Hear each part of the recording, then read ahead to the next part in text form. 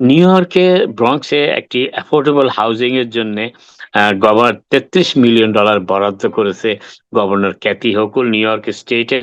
এবং তিনি এই ঘোষণা দিয়ে বলেছেন যে একটি অ্যাফোর্ডেবল হাউজিং প্রকল্প স্টেট গভর্নমেন্টের কাছ থেকে $73 মিলিয়ন অনুদান পাবে।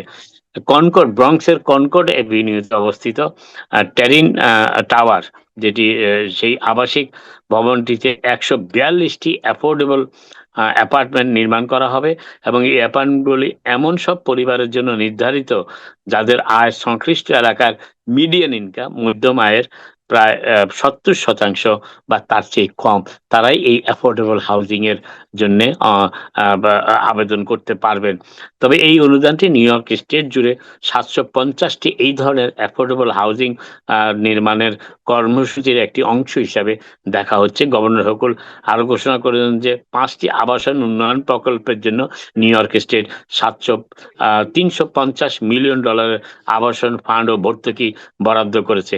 এই প্রকল্পগুলির মাধ্যমে ৭৫০টি অ্যাফোর্ডেবল হাউজিং অ্যাপার্টমেন্ট নির্মাণ কিংবা সংরক্ষণ করা সম্ভব বলে তিনি জানিয়েছেন।